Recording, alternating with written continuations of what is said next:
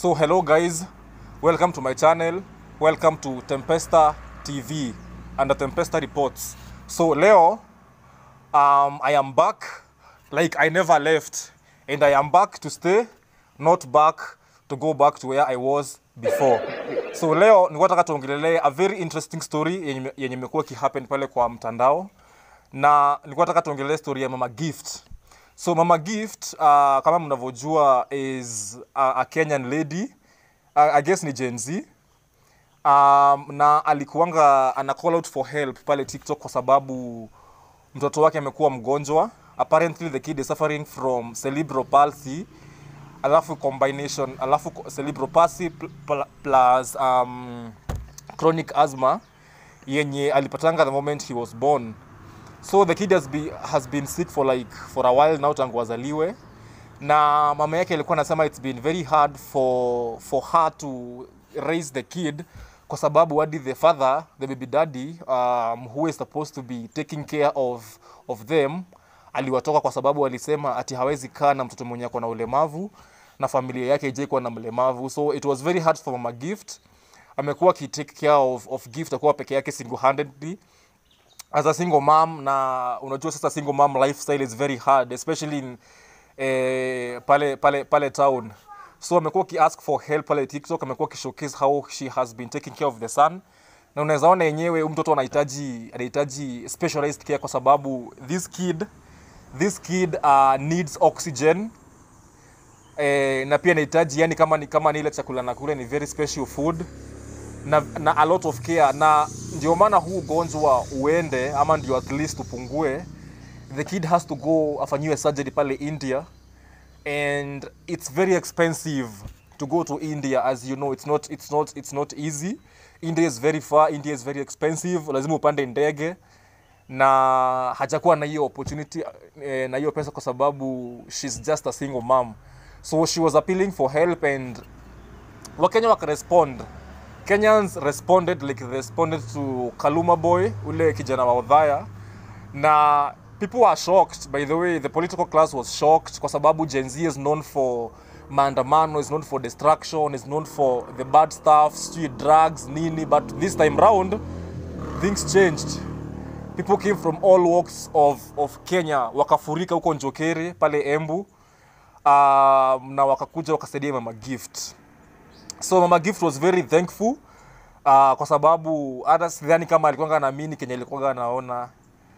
It was announced on TikTok, but hadi yeye niko sure hakuanga na expect the kind of turn up yenye ilikujenga hiyo siku. But Kenyans never disappoint, and they came in aid for her. The same way they came in aid for Kaluma mwenye amekuwa ki take care of his ailing father, who also had to be taken to India for specialized care.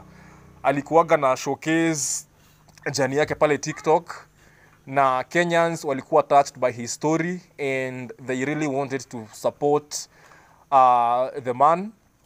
Wakamsupport, alafu pia some few weeks afterwards wakaenda kwa kanisa ya JCM, and I guess he's called Muthe Kiengei, na wakamtolea 2M ya wakapea mama yake ili anzie biashara yake. And it was very commendable what Gen Z are doing, considering that Gen Z has been known for yani story ya maandamano, story tu ya vurugu, story ya nini, but this time round people were shocked. Niko sure hadi our parents who always criticize us because of voicing our concerns, yeah, unlike them walikuanga ready kukaa chini whatever was going on, you know. This is not 1965 like it was happening back then. This is 2025, and Kenyans showed that, and it was amazing to see that we can also stand in solidarity, kufanya kitu inasaidia mtu, kufanya kitu yani kitu inaleta benefits in the society. So Kenyans have been encouraged kukuwa na the same moyo wa mkujufu like they did kwa story ya Mama Gift na story ya Kaluma Boy. So that is story number 1 from Tempesta Reports. Expect a lot of content from this channel. Tumekuwa tukifanya interviews, but then that is out of the way now. It's fully news. I'll be reporting news to you. Ikiwezekana hadi every single day tuko tunapost story kwa sababu this is what my calling is, and this is what I feel like I can be delivering and offering to you on a daily basis. And like kwenda interview kwenye lazima uende ukabeg watu wapige interview, na it's not always the best picture. So subscribe to my channel Tempesta TV, share, like, comment, video kikubamba, bonyeza kile kidude. Inasaidienga sana kwa content creators kama sisi. And when you do that, you will obviously help me boost my reach, and you scratch my back, I'll scratch yours in return. So subscribe to the channel, and I'm looking forward to getting your feedback. Comment pale niambie how the video was, what you would want me to talk about, na tutafanya, kwa sababu the customer is always right and you are always the one to be considered first. So that has been me, Pabi, Pablo, Temp, whatever you call me, nitaitika, as long as usiniite kwako obviously. Hiyo ndio sitafanya, sitakuja kwako. Yeah, so peace. So additional story. So nilikuwa nataka tuongelee story ya Manchester United. So Man U obviously imekuwa ni club ingine very much useless. Like you all know, that club is very much useless, man useless, na mnajua hivyo. I'm a Blues fan. Blue for life. Chelsea till the day I die, yeah? But the thing inafanya niongelee story ya Manchester United ni kwa sababu there was something that came up, yeah?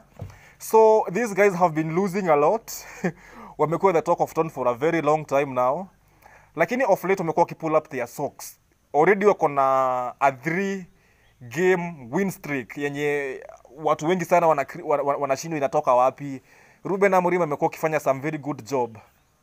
However, kuna this fan mwenye alikujanga akasema, if Man U can win 5 games in a row, 5 games in a row, hii nywele niko nayo saa hii afro nitainyoa, na ni nywele mingi sana. That guy has a lot of hair. Ni kama mrasta akisema mkiwin hii game nanyoa rasta zangu.